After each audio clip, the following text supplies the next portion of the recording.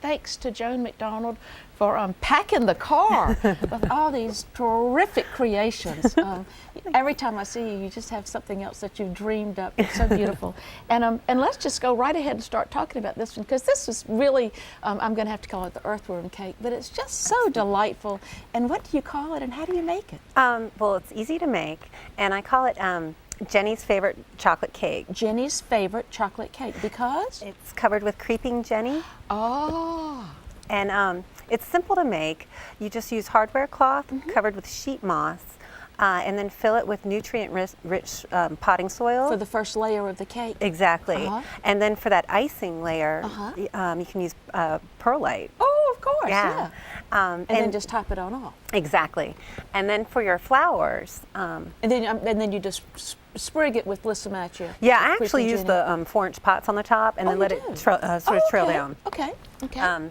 And then for your flowers on the top, you can use just cut flowers, and they're in a little water. Florist tube. Yeah, florist tube. Okay. And you can change them out depending on your event to carry the color of your event. Like if it were a wedding, you could do roses. Certainly. Well, isn't that fun? Well, I'm glad you brought the red tonight, because that looks very festive, and it's a red letter day because you and Amy are up here with us. And this is just a charming little creation. It just looks kind of like la la la la la. And it's in what seems to be one of your kind of trademark creations. Upcycled. Yeah, that's just a little succulent globe, and if you were doing an event, you could hang them from trees, sort of like decorations, ornaments. And you're absolutely right, Amanda. It's a found object there. It's a champagne glass that you can use to elevate. So if you're doing a tablescape, you can stagger the height. And if I may, you said that sometimes you've bored some little holes in this, and that sometimes you have bird seed. Yeah, and I put the holes in it so that there's drainage, because when it rains, that way it won't overflow. And I actually have them on 4x4 posts that I screw them down onto the top, and then you can use them as stands for the garden globes, or you can have bird happy hour. Bird happy hour. Oh, invite me. We'll have some sunflower seeds. And this look, you know, the fashion magazines are coming out with all these totes to take to the beach, and this looks like something that you see in, you know, in Mademoiselle, I mean, in Vogue or something like that. Well, it's well, who doesn't love a handbag? This is a tea bag, and I've planted it with fresh herbs that you can make tea with. So. And this wonderfully ferny one, what is that one, Joan? That's chamomile. Oh. And it'll get those beautiful small daisy-like blooms, and it's fragrant. And you just take 2 or 3 heads and steep it in your water, and it should chill you out. But you have some other things in there, so I guess we can have slightly different infusions with our tea. What else have you planted? We have some mint, some rosemary, lavender hyssop, and lavender.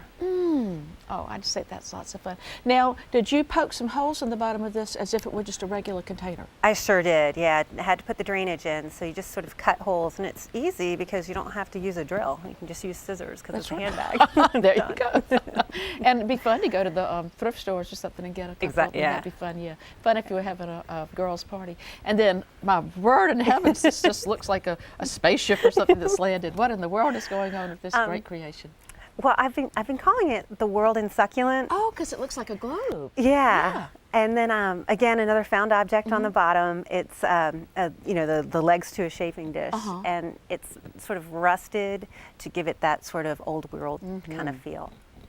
And so you just, now how did you make that shape? Is that something that you can That's find? actually 2 hanging baskets. Put together, and then you cut a hole, use the cocoa liner, and cut a hole in the top, funnel the soil in, again using that nutrient-rich soil. And then I top dressed it with that sheet moss to give it that sort of green garden globe look. Gosh, that's sharp. That is, what a great, so 2 hanging baskets, and then you cut a hole in it, and then put the cocoa liner in to hold the soil. Now, the sheet moss, how hard is that to find? It's not hard at all. You can usually find it at a local craft shop, and sometimes the garden nursery centers, they'll carry it sort of over in the gift section with decorative pots and things. And then I know that in Charleston, space is at a premium, but a lot of people in urban, I mean, who live in the city don't have a lot of space for gardens, but would like to garden, and you've got the cleverest looking thing out here. Tell us about this this vertical salad bowl. This is, I call it the planted palette. Yes. And this, you're absolutely right, it's a vertical salad bowl. It has lettuces and herbs, so you can pick your salad and make your dressing. Nasturtium for pepper. Yeah, and that pepper trails taste. with that beautiful bloom. Of course, yeah. But it's pretty easy to make. You just find an old pallet, and you see them all the time on the side of the road. I think they're pretty easy to come by. Yeah, and then you cover it in landscape cloths. Yes. Using a staple gun. Uh-huh. And Also then to hold all the fat, to hold all the soil. soil in, yeah, it's usually on the bottom and the back. And then I actually added a 1/4-inch plywood on the back so that it'll be extra sturdy for wall mounting. But it's great for taking a small space and adding some more square footage for planting your favorites.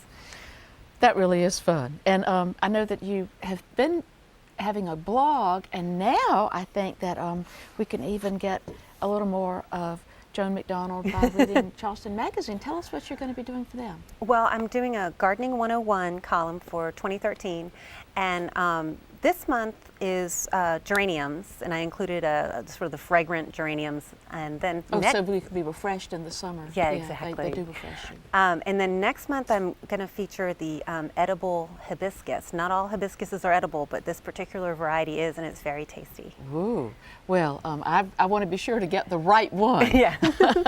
If it's like mushrooms. Well, this has just been such a delight Oh, thank you. having you with us.